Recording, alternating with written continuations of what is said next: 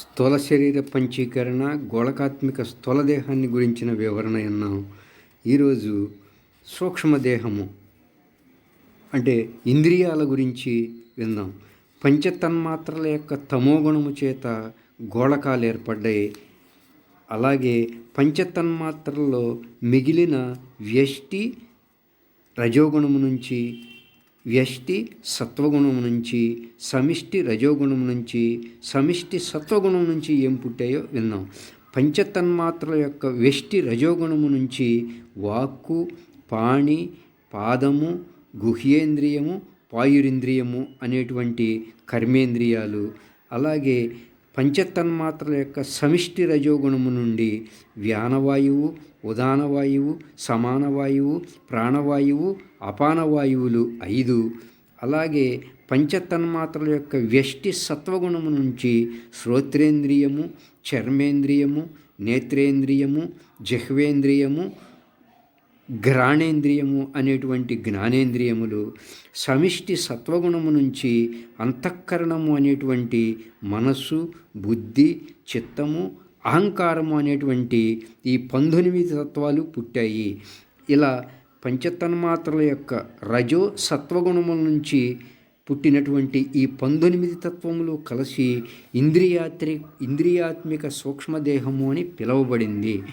శ్రోత్రేంద్రియము ద్వారా శబ్దాన్ని గ్రహిస్తాం, వాగేంద్రియము ద్వారా శబ్దాన్ని విసర్జిస్తాం, చర్మేంద్రియము ద్వారా స్పర్శని గ్రహిస్తాం, పాణింద్రియము ద్వారా స్పర్శని విసర్జిస్తాం, నేత్రేంద్రియము ద్వారా రూపాన్ని గ్రహిస్తాం, పాదేంద్రియము ద్వారా రూపాన్ని విసర్జిస్తాం, అలాగే ఘ్రాణేంద్రియము ద్వారా రుచిని గ్రహిస్తాం, ఉపస్థేంద్రియము ద్వారా రసాన్ని విసర్జిస్తాం, ఘ్రాణేంద్రియము ద్వారా వాసనను గ్రహిస్తాం, పాయురింద్రియము ద్వారా వాసనను విసర్జిస్తాం. ఈ విధంగా వీటి యొక్క వృత్తులు ఉన్నాయి. మనసు ద్వారా సంకల్పిస్తాం, బుద్ధి ద్వారా నిశ్చయిస్తాం, అహంకారము ద్వారా అభిమానిస్తాం, తెలివి ద్వారా గ్రహించి జ్ఞప్తికి తెచ్చుకుంటాం. ఇలా జ్ఞానేంద్రియాలు, కర్మేంద్రియాలు, అంతఃకరణము ఈ 14 ఇంద్రియములతో వ్యవహారం చేయడాన్ని జాగ్రత్తావస్థ అంటారు. ఆ జాగ్రత్తావస్థను పొందేటువంటి జీవునికి విశ్వడు అని పేరు. కేవలం అంతఃకరణము ద్వారా మనోసంబంధ వ్యవహారమే జరిగేటప్పుడు ఆ జీవునికి స్వప్నావస్థలో తైజసుడు అని పేరు. ఏ వ్యవహారము లేనిది, తెలియనితనము, ఆనందమే ఉంటుంది. అక్కడ అవిద్య ఉంటుంది, అది సుషుప్తి. ఆ సుషుప్తిని అనుభవించే జీవునికి ప్రాజ్ఞుడు అని పేరు.